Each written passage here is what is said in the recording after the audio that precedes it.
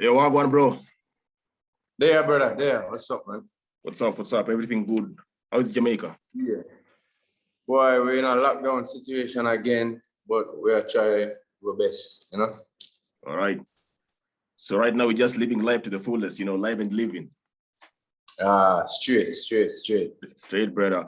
I'd like us to talk about that project. And a number of artists I've spoken to over the past couple of months tell me that, they were motivated to get into the studio to record due to the pandemic, the ongoing COVID thing. Was that the same thing that happened to you? For me, first 5 months, I was very weary. Didn't go anywhere. But then, the creativity started to come. For every time in my life that I, received bad news or broke my toe, or I broke up with my girlfriend, I get a flat tire, all of those times I have a good tune I can play to make me feel different. So I feel like,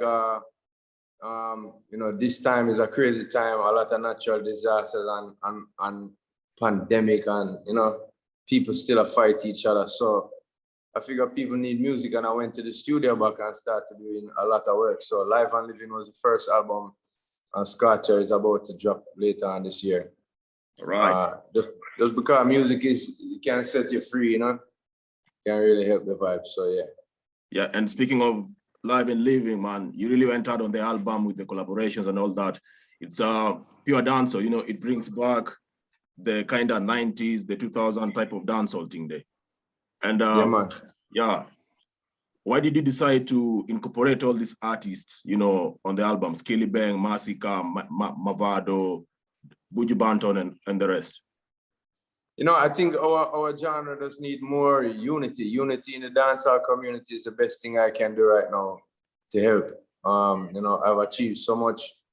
So as people like Buju and Shaggy and Junior Gang, and every time we all speak, we always speak that it always comes up in the conversation that we don't do enough collabs and we need to, Baby Sham doing collabs with Foxy Brown and Alicia Keys, and me doing collabs with Beyonce and Keisha Cole and Dua Lipa and all these different people, but we're not collabing together. So it was a point that came true to me clearly. And then I've been wanting to do it, so I started to record some little singles to put out. But when the pandemic hit, I think I thought that let me just put all of them together and do some more work and put out an album. It made sense to me for the album, Everybody who I work with on the album, I revere. There's great engineers, producers, and artists on the album. Left side is an engineer, producer, and an artist. So is Suku from Ward 21. So is Junior Gang. So is Squash.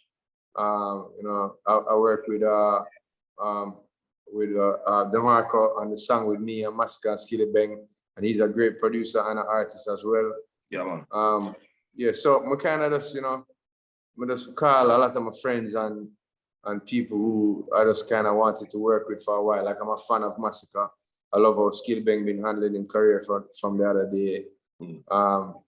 Bugle is on the album, a dope MC, one of the wickedest out there right now. Also Jesse Royal, big up Stoneboy and Muta Baruka on that same song.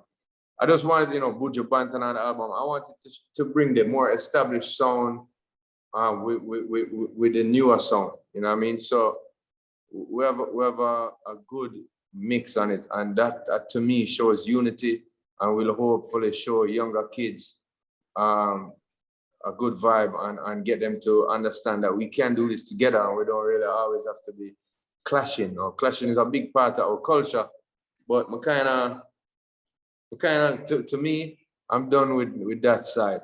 A sound clash is one thing, and that's expected. People can play a Kenny Rogers tune against a Celine Dion song, you know what I mean? Yeah. But when it comes to artists clashing, it really becomes more and more violent, and people mentioning each other mother and children name, and the complacency with violence is something I'm against, because people are gonna live what them learn, and especially picnic kids. And so learning these lyrics about marrow fly upon wall and blood a spill and You know, all these negative aspects of what we speak about is something I'm done with, and I just want to kind of show the unity and bring it. I brought it all together in this album live, and you know what I mean. Blessings, brother. Blessings, brother. And on the album, my two favorite songs, you know, Everest featuring Skill Bang and Massacre. I'm a big fan of Skill Bang, and of course, your song with Squash, you know, The Life We're Living, even though it came some years, but it's one of my favorite on the album, man. So you just said, yeah. So you've just said, you know, you're working on, or let's say the album is ready, you know, Scorcher, and the first single of it is out, of Style Redeem by Chimney, big up Chimney Records. And the upcoming album, will it also be, you know, purely dancehall? Yeah, it's a more international approach to the production and also even the lyrics. So the second single I released is called Only Fans. Only Fans, yeah. And that just released last Friday or last Thursday. Yeah. It featured Ty Dolla $ign. And as you can see, if you go and listen to that song, it's more oriented to the international flavor of what dancehall can be. So on that album now, we have Junior Gang again, and Nicky Jam in one song. We have Styler G on the album. We have Jada King on the Kingdom on the album. Wow. We have Gwen Stefani and Shensia in one song, a Lovers Rock reggae song. That's a big tune. Tove Lo is on the album. Also Ray from London, she's on the album, and Sia. So big up to Sia. Me and her, the #1 song before. And this new one, I think it's gonna be another feel-good tune. Dynamite is the name. And so gearing up towards putting all of these singles out, these different works. I think 16 songs on the album. So I have also a lot of singles, like my own songs that are there that don't have any features in there. Nice. A good vibe, good vibe. I mean, can't wait for people here. When can we expect the album officially to drop? I wanted to drop it by May this year, but some red tape got in my way and I kind of hold it back. You know, sometime you have to do that. So everything is mixed and mastered and ready to come out. So as you said, the first single, Scotch, was out earlier. And then we put out Ty Dolla $ign song with Only Fans just the other day. And we're going to give that a month or two and probably drop the next single and the album as well. We'll see how it goes though. I really love it to come out in this side of the year and not next year. Right. Yeah. And earlier on, you know, you were talking about the established sounds of dancehall and the new dancehall sound. You know, some people call it trap dancehall and all that. And some of the artists, you know, doing that, you incorporated them into your album Live and Living. So I would really like, you know, there's been discussion, you know, a number of guys are trashing trap dancehall because they claim trap dancehall, you know, kind of hinders the growth of dancehall out there internationally. Dancehall doesn't penetrate anymore like it used to before. What do you make of this? Yeah, I sort of understand that sentiment, but at the same time, you cannot fight the youths, you know. Yeah, man. Because when we were coming up at the same time, we had, I think, Sing J, where you sing the hook and you DJ the verses. And a lot of people was like, that's not real dancehall or whatever. So it took some time for people to understand it or get it. You know, me and Mr. Vegas and these type of things. However, with that being said, I mean, there is still some root of the dancehall in most of the collabs that I did, like where you have Life We Live In with Squash, or even Everest. Those tracks are more. I would say, especially the Everest is more trappy oriented. Also, the song with Bugle, and Soto Bless, Danger Zone. Now that song is also very trappy oriented, but it have more dancehall in it for me, for my liking. So I like to lead by example and show the kids that, yo, you can chop it out, but you know what I mean, you have to have that root there. So that's what we do with these songs.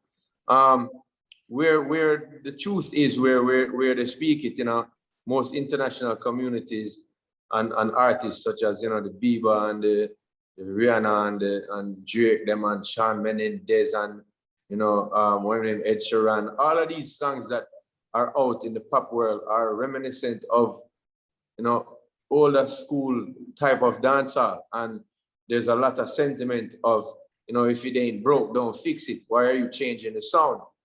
I agree with them also. You know, the biggest song for 2019 that streamed that could be said is a dancehall song, even though there are big superstars on it in Wiley, Steph London, and also Idris Elba and myself.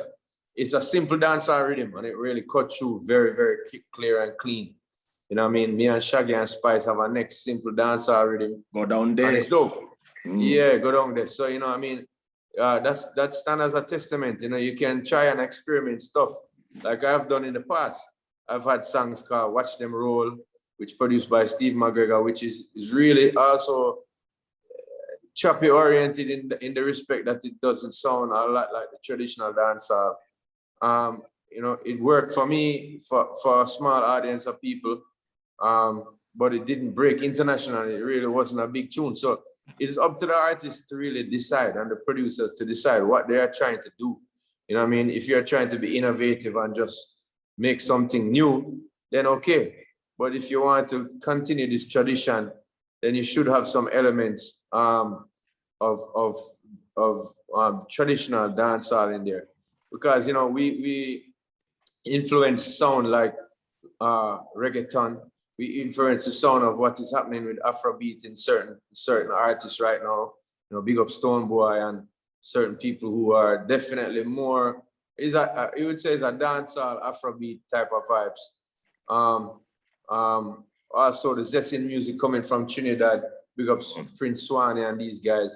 That's all dancehall. And as I mentioned, all these pop acts before, all of that is dancehall. So, you know, I agree with when you say, if it ain't broke, don't fix it. But also, you can't fight the youth, bro. You can't fight the youth. You have to teach them by example, and that's it. Yeah, man. So, Sean Paul, you are one artist. You know, your work ethic is unmatched, bro. And you've enjoyed massive international success. 19 hits on the Billboard Hot 100. You know, the Grammy with the album Dirty Rock and all that. I really like, you know, where do you get your work ethic from? Why do you keep pushing and pushing and pushing while to some of us, we feel like you've done it all, bro? Yeah, you know, I really love music. And it's something that I felt that even if I do walk away from music, there will be a big void in my life, you know. And usually when salt loses its saltiness, it just becomes dirt. That's one of the Bible verses I always remember. And you know, for me, my saltiness or my worth or my contribution I can make with a positive impact in life is to still do music. You know what I mean? I used to swim for Jamaica and play water polo for the country as well. Been to some, you know, events in the Caribbean and Central America and also the States. From as a kid, I was very patriotic and I always waved the flag. So this is my way of still doing that. You know what I mean?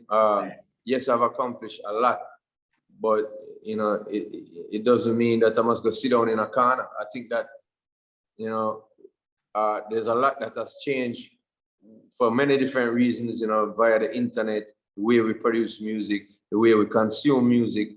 And so I just have to get integrated into all those things and still remind people of the root of where the dancehall came to, brought me to a point, and you know, I'd like to teach this to the younger generation and to the fans as well.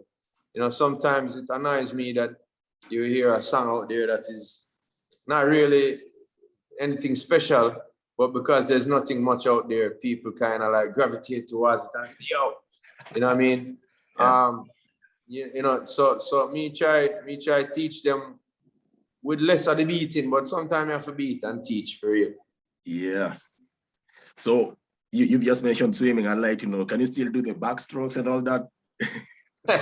Yeah, man, I swim still, and I swim about 3 times a week, especially through, I've been here in Jamaica in the lockdowns and the pandemic. I haven't left Jamaica for almost 2 years now. So, you know, and that has given me more time for training, more time for family, and more time for being in the studio. So there's always a silver lining, you know what I mean?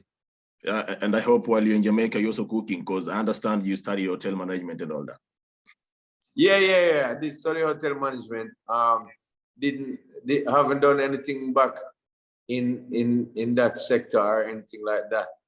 But and in the past year, I've been to a few little what you call it, like Airbnb type vibe. So supporting the industry in that respect, yeah.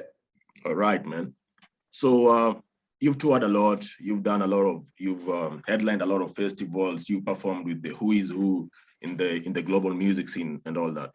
And you've also done a number of shows in Africa, Nairobi, Kampala, Kigali. I really like to know, when you were in Africa, which country captivated you the most among the countries you visited in Africa? For me, the first place that I stepped to was Kenya. So that's a warm place in my heart. But also I have a great vibes for Egypt, just due to the history of the stuff over there, and Ethiopia as well. You know, the lineage and the pyramid, them, and the architecture and the culture, the food, all those things are very important to me when I travel. And those places I mentioned have a lot to offer in those respects. I've been to over 20 African countries, you know, Rwanda and Ghana and you know, Mozambique and South Africa. And it's been an eye-opening and an amazing experience. One thing that I learned, which is weird, is that you know, a straight flight from Ghana to Jamaica is only 7 hours. And when you're traveling commercial, you have to travel through Europe or England, you know what I mean, to get there. So it took almost 2 days, which is crazy. You know, if you're going from Jamaica to South Africa, you have to go Jamaica to London, London to Dubai, Dubai to South Africa. It takes a long time. Yeah, man. When it's just a 7-hour trip. So, you know, it would be nice if all our countries got together and saw the light and say, oh, we can do better than that. We can travel. I know it takes money, but there's a lot of money invested in foolishness over the years. You know what I mean? Nigeria is a great, wealthy country, and so is South Africa. So I think those two places should at least have flights that can come this side, where, you know, there is an interest, you know, for the whole Caribbean and places like Brazil. It would be a great thing to, you know, to connect back the bloodline. Yeah. We hope we hope the pandemic will soon be over and done with, so that you can get back to touring and maybe come back to Africa, come back to Kenya, man. Yeah, bro. Yeah, man. To all Kenyan, about no love and respect you, man. Kopoa. All right, SPZ. So I want us to talk about Dirty Rock right now. Dirty Rock Productions, and big up the tall man, Ching Ching. The tall king, yeah. Yeah, man. Mad. So what informed your decision to start your own label, bro? I've been producing little 1 or 2 tracks on my albums over the years. My first album has a track from me. I think the 4th album, or maybe it's the 3rd album, has another track. And then about 2010, I decided to produce 2 jugglings. One is called Material, the other one is called Blaze Fire. In 2015, I produced another thing called Full Speed. And all of the, you know, I have Conscience on these jugglings. I have Bounty and Beanie on them. I have Future Fambo and different jugglings. And you know, Spices on it too, Cecile. People who I've worked with over the years, Rain Seville, you know, people like Nikki B. You know, all of these people I work with, Left Side, all of them are people who are revered. And I think, you know, that's me just trying to do my part to make people know about them, you know, I mean, let my fan base know about them. So about 2017, I decided to start the label and kick off with an album from Ching Ching that's called Turning Tables. Now, so far, Ching Ching, as you call him, the Tall King, he has streamed 12 million, a little over 12 million with that. So for artists that a lot of people didn't expect that from, it's a win for him and a win for the genre. And I've been producing other jugglings, you know, we produce Gang, we produce No Caption, we produce Rope Rhythm, Charlie Blacks on that one too. So it's been a while now, and I'm trying to, you know, just kind of do what I see is missing. There's a lot of trap dancehall and things like that, but I'm coming with some different vibes where I mix and match it, you know what I mean? Sometimes it's trappy oriented like the gang gang, and sometimes it's more, you know, I would say traditional sound like things like what we just did with Shaggy and Egyptian is on a rhythm called, what I read in the name again? Can't remember the name of the rhythm right now, bro. But yeah, it's been a lot of things, you know what I mean? So these rhythm, the reason why I'm doing it, bro, is just because, you know, I want to take part in the history. I can tell people that Ching's album, his new album called Radiant, is getting ready. And we want to put that out, you know, in probably after September time. We also have a rhythm called Out of Body Experience coming out soon too, little after September time as well. Great vibes, you know what I mean? Featured Ching and Serrani in one song together, a combi. Features me, Soto Bless, Rasa Jai, an artist named Luna, very dope, sistering, you know. So we are look for the big things more and more. Dirty Rock is just there, as I said, to take part in the history and to give people music that I feel may be missing, or just some things that I just like to do. You know what I mean? Great. Let's talk about Vazas. You know, last time I checked, you said you don't want to do no Vazas with nobody. And you have to be on a Vazas, it will be, you know, you versus you. What is this? Do you feel like nobody out there has a catalog that matches yours or what? No, I mean, I'm one of the only people that have broke a genre internationally. I mean, when you check it out, Shabba Ranks was huge, Shaggy was huge, but they were also really mixing R&B with, and I know, Maxi Priest and Shabba and Johnny Gill and Shabba and KRS-One and Shabba. Those were songs that they used to get through to the international market. So, I know, even though Shabba is, to me, one of the kings of dancehall, that wasn't dancehall that he was able to break across. It was a style of dancehall. Shaggy as well. I mean, Marvin Gaye remix, Let's Get It On with you know, the tune, the big tune, it was not Mr. Lover Lover, you know, Mr. Bombastic. So all of those were mixed with R&B and hip hop. But when I came through, it was Give Me the Light, authentic dancehall, you know, things like Get Busy. I am the only dancehall artist to get like an American Music Award. I should say I'm the only Caribbean artist at this point to garner, you know, something like that, American Music Award. Maybe Rihanna is the next one. I think she probably has American Music Award too. But from my genre, reggae dancehall, I'm the only person to do it. I'm the only person to last for all these years. You know what I mean? It's over 20 years in the biz. There's a lot of pluses or a lot of reasons why I would say I don't want to go up against anybody else in my own community also, in my own genre. Because, I mean, no matter how big Beenie Man or Vybz Kartel is, or people like, you know, Shaggy, as I say, or Spice, they really don't have a catalog like me. It's just a simple, honest truth, a brutal truth, you know what I'm saying? Yeah. So, with that being said, I'm not brag, I'm not boast, but I would only like to do a versus by myself to kind of prove that to this younger generation that are ignorant and don't really know the strength of what I have done.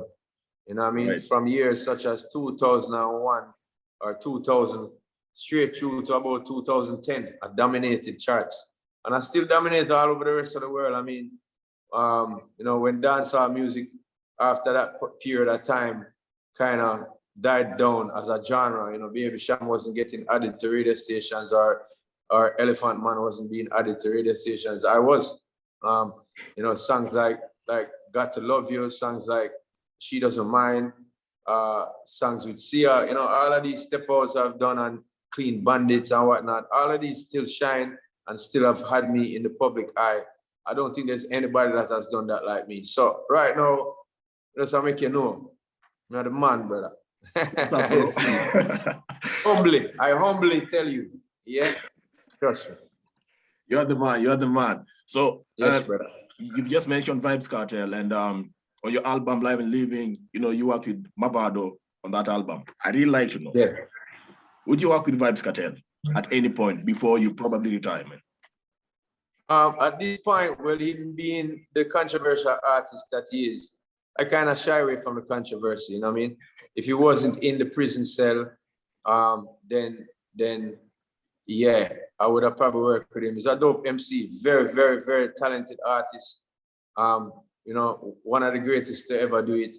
But for me, I don't like the controversy. I don't like the content of certain people work. So you can see, say, you know, I pick and choose very carefully. Wow. This album, Live and Living, I went in with a bag of different people. You know, for me, I think it is important that we understand word sound power. And the controversy is involved in that, you know what I'm saying? Where it is good to uplift people, it is horrible and very bad to downcharge people. So where some people view it as, you know, the dancehall king has to be able to kill another MC at will, I view it as that is a backward mentality. And I view it as, you know, with each one for teach one. That is something I learned from Nelson, the great Nelson Mandela. When he couldn't be able to read books when he was in prison for 29 years. And so one person would smuggle in a book and read the book and teach the other one. So for me, you know, me going on the road and doing all this 20 years and looking back at my genre and saying this controversy and this, you know, shock value that we are trying to command people by, I don't see it working. And I want to try to lead by example as usual and show the picnic them or the younger generation how it is really done. You know what I mean? Big up to people like Conscience, big up to people like Charlie Blacks, big up to, you know, Mr. Vegas and all the people who have, you know, Serrani, Mavada, all of these people have had songs added. And most of the people who have mentioned right there have not been involved in any clashes or wars or controversy, so to speak. You know what I mean? Yeah, Mavada, but the rest of them who I just mentioned don't have no controversy behind them name. And you know, they are actually doing better than a lot of the people that are hailed as the best here right now. So it's up to the people and to decide, you know what I mean? Do you want controversy and the little preke them same way? Or do you want to, you know, take this ship that we have been sailing, that Bob Marley has been the captain of, or this road that he paid for us, this highway? Do you want to put beer potholes in it, or do you want to keep it and keep it as, you know, a conduit to the rest of the world that we can reach and influence and garner respect and earn money and employ our own people at a better rate than we are doing right now? It's up to them to decide. So you've just mentioned patois. I'd like to know, do you think too much usage of patois in some of these dancehall songs? No, I said once before that is a barrier to our music. That's the reason why reggaeton has taken over a space that dancehall was in. But it doesn't mean that it's wrong. I mean, that's how we speak, and we should speak like that. It's up to the world now to get in tune with that, which I have helped to do, and other people like myself. Anybody who has had an international song, as I called the name before, Serrani, Charlie Blacks, myself, all of us have helped other people who didn't understand patois to understand it better, which is a great thing. You know what I mean? It has brought people closer to us and our culture. So I feel that even though people can't understand it and it is a barrier, we should never stop speaking our natural patois. It's what helps us to stand out, you know? Right. Let's come back to Africa, man. You've worked with Davido and Ilsais for the song Dream Girl remix. You know, you've worked with my guy Stoneboy. Any other African artists that, you know, you plan to work with in the near future or that you've worked with already? Yeah, I work with Fuse ODG, who is from Ghana, I believe. I've worked with him before. Yeah, you've worked before. Yeah, I have also been trying to work with Tiwa Savage, Marita, and I want to see if I can find a good tune with her. Me and Mr. Easy been speaking about doing work. me and Davido has been speaking about doing work. And I can tell you that me and Wizkid have a song from about 2000, I think about 2017. Wow. But yeah, but we both don't like the song, man. It's too commercial for the both of us. But you know, he was coming with a new sound at the time, and so was I. So we both scrapped the song, and we're looking towards doing some work together as new works. You know what I mean? So yeah, that's about it in terms of who I've been introduced to. So it's mainly the East Coast, the West Coast of Africa, like Ghana and Nigeria, that I've been introduced to and been working with. But other than that, you know what I mean, the whole genre, I have a great respect for Fela Kuti. I have a great respect for, you know, so much different artists and the sound that come from over there, Mariam Makeba, you know, the history of it. And so when I tell people what dancehall is, it is an Afrocentric sound. You know what I mean? We get our sound from Africa. So it's a very symbiotic relationship where we were influenced by the sounds and the drums and certain vibes from African music. And then we turn it into what was ska, dance, you know, ska, rocksteady, reggae music, dub music, and dancehall. And now we are influencing back these different genres. You know, when I look at Lucky Dube, you know, God rest his soul, he was somebody that loved the influence that we gave back, you know what I mean? And in turn, you know, Davido and these kids are going to influence, you know, artists over this side, how they sound too. So it's a great symbiotic relationship. It's a connection of bloodline that was lost from years ago. Great. As we wind up, I'd like to know what's the major thing you've learned during this COVID period? The major thing I've learned is that the internet is a sticky and a tricky place. Because there's too much opinions out there right now, and it's not coming from one source, and you know, there's less trust. Now, I don't trust Big Pharma because their medicine is based off of not prevention, but just cure. And a lot of the time, things can be prevented with preventative types of medicines or supplements. And so it's been a whirlwind of confusion. I myself was very conflicted about taking the vaccine. I have taken it though. I've taken one shot so far. I've been fine. You know, I've been really trying to remain hydrated and do my part that way, because with everything, there's an equal and opposite reaction. So, you know, I'm just seeing that these variants, the Delta variant and all of this stuff is really becoming a torrent. You know, it's becoming really hard to deal with. So, the next thing that I've learned is that human beings are resilient. You know, no matter what faces us, we have survived and we will survive. And that warrior spirit will help us along the way, you know. Another thing that I've seen or learned is that no matter how far apart we are, we still have that yearning to be together. And so I hope that in a few moments, I don't want to call it months or years or even weeks or seconds, just a few moments, a flash in time. You know, man's time is not God's time. God's time work on a different rating, you know, a different speed. So when people say Godspeed, it means exactly that. And so I just want to say Godspeed to everybody who's going through torment mentally. Godspeed to everybody who's going through, you know, loss in their life with either family members or who are suffering right now, sick. I hope you beat it.